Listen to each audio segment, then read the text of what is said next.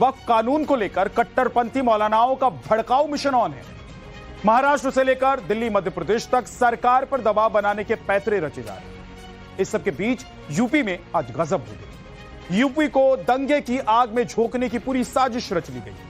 आगरा की जामा मस्जिद में एक बोरे में एक जानवर का सर मिला तो बवाल हो गया। जाहिर है चूंकि मामला संवेदनशील था, इसलिए योगी की पुलिस फौरन एक्शन में आई और कुछ घंटों के भीतर ही मस्जिद को अपवित्र करने वाले शख्स को गिरफ्तार कर लिया। सवाल यह है कि क्या बीते करीब 7 सालों से शांत यूपी का माहौल बिगाड़ने की साजिश रची जा रही है, और क्या चुनौतियां हैं जो सीएम योगी के सामने मुंह बाए खड़ी।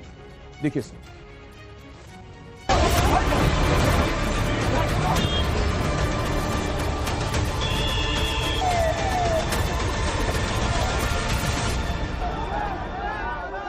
क्या योगी के यूपी का माहौल खराब करने की साजिश हो रही है?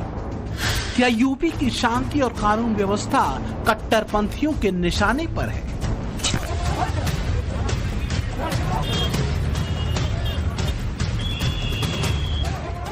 इन्हीं दो सवालों से आगे जहां और भी है, प्रश्न और भी हैं और अशांति फैलाने के प्रमाण और भी।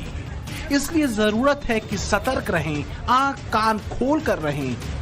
कट्टरपंथी बस एक फिराक में हैं, क्योंकि योगी का शांति से भरा शासन बहुतों को खटक रहा है। भगवाधारी योगी का वो स्टाइल जिसने यूपी में नो दंगा सब चंगा के सूत्रवाक्य का भरोसा यूपी वालों को दे रखा है। दंगाइयों का उपचार भी तो है। दंगों से वो डरेगा जो उन दंगाइयों के सामने घुटने टेक करके नाक रगड़ते हैं। उनको घुटनों के बल चलने के लिए हम मजबूर कर लेते हैं और ठीक भी करते हैं उनको। आगरा में जो कुछ भी हुआ उस पर अगर आगरा पुलिस ने फौरन और ताबड़तोड़ कार्रवाई न की होती तो यूपी के माहौल का बिगड़ना तय था। तो पहले तस्वीरें देखिए, बात यहीं से शुरू करते हैं। आगरा में नमाज के बाद नमाजी भड़के हुए थे, नारे लगा रहे थे, बेतहाशा गुस्से में,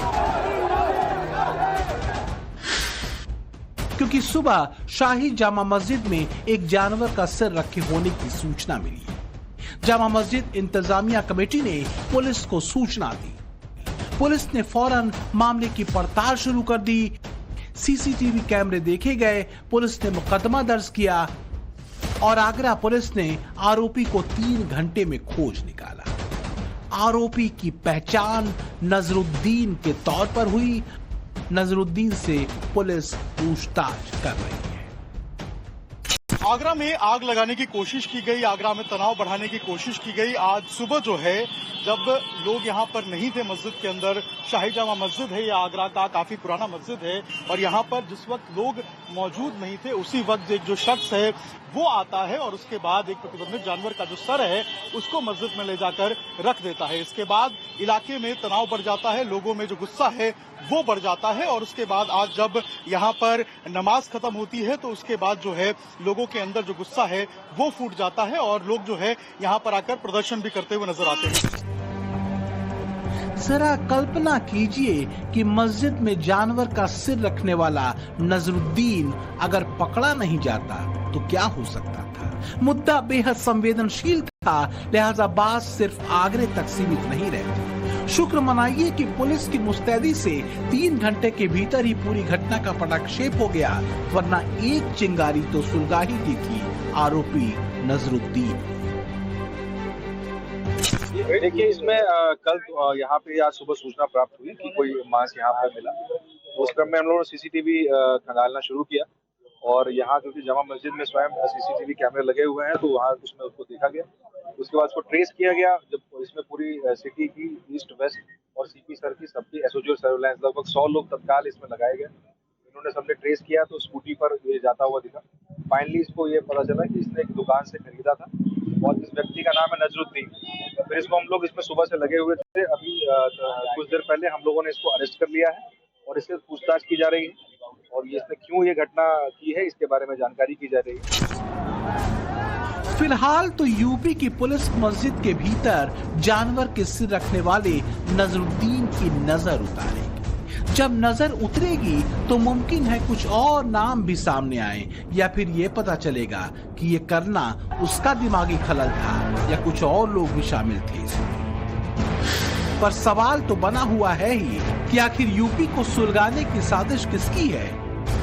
कौन योगी की कानून व्यवस्था को नजर लगा रहा है? एक तो वैसे ही कट्टरपंथी जमात लगी हुई है वक्फ कानून के नाम पर मुसलमानों को भड़काने। हर जुमे को यूपी पुलिस के लिए चुनौती बढ़ जाती है, इस बात भी थी। वहीं शनिवार को राणा सांगा की जयंती पर करणी सेना के कार्यक्रम को लेकर भी प्रेशर बढ़ा हुआ है। करणी सेना की नाराजगी के मूल में समाजवादी पार्टी के सांसद रामजी सुमन का राणा सांगा पर दिया गया विवादास्पद बयान है, जिसे खास वोट बैंक को प्रसन्न करने के लिए दिए जाने का आरोप है। लेकिन फिलहाल तो समाजवादी पार्टी उल्टे यूपी पुलिस पर ही सवाल खड़े कर रही है। रामजिया सुमन जी ने जो कुछ कहा उसके बाद राज्यसभा के रिकॉर्ड से वो बात हटा दी गई। जिस समय कोई बात रिकॉर्ड से हटा दी जाती है उसी समय बात खत्म हो जाती है। लेकिन भारतीय जनता पार्टी का भरोसा तानाशाही पर है। हिटलर ने कभी ट्रूपर्स बनाए थे, अपने पॉलिटिकल वर्कर्स को पुलिस की वर्दी पहना करके वो जो चाहता था वो हिटलर करवाता था। वोट बैंक कितना लाचार कर देता है आदमी को, इसे अखिलेश से बेहतर भला और कौन समझ सकता है। लेकिन बात दूसरी है जो ज्यादा गंभीर है, वो ये कि क्या योगी राज की सबसे मजबूत तस्वीर यानी चुस्त कानून व्यवस्था और नो दंगा पर सीधे वार की साजिशें रची जा रही हैं, और इसे कौन रच रहा है? आगरा के मस्जिद में जानवर का सिर रखने वाला नजरुद्दीन अगर पकड़ा नहीं जाता तो यूपी का झुलसना तय था। सवाल यह है कि क्या साजिशन बहाने खोजे जा रहे हैं? यूपी की शांति व्यवस्था टारगेट पर है।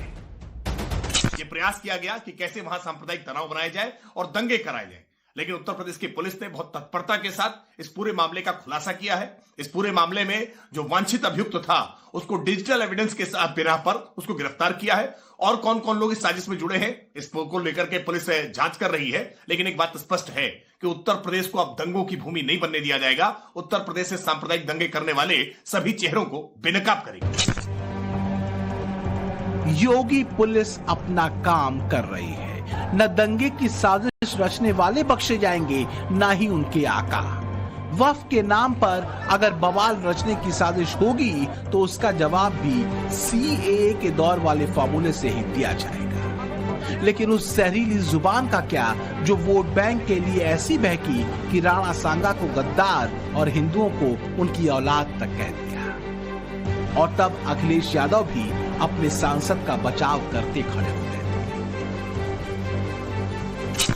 राणा सांगा के इतिहास को अगर इन्होंने पढ़ा होता, वो महान योद्धा जिसके शरीर के घाव इस बात को बताते थे कि इन्होंने भारत की धर्म और संस्कृति को बचाने के लिए उस समय किस प्रकार के पराक्रम का परिचय दिया था। ये महाराणा प्रताप, महाराणा सांगा, छत्रपति शिवाजी महाराज और गुरु गोविंद सिंह के बारे में ये लोग बताएंगे। इतिहास के बारे में लोग क्या जानते हैं?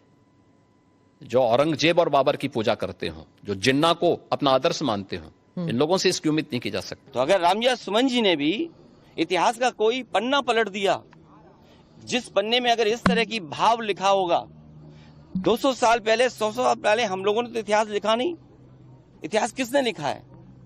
इसलिए भारतीय जनता पार्टी से पूरे उत्तर प्रदेश की हमारी समाजवादी पार्टी की तरफ से निवेदन है कि इतिहास के पन्ने ना पलटें, क्योंकि इतिहास के पन्ने अगर पलटे जाएंगे तो लोग ये भी याद करेंगे कि छत्रपति शिवाजी महाराज जब उनका तिलक होना था तो किसी ने उनका तिलक नहीं किया और हाथ से तिलक नहीं किया गया।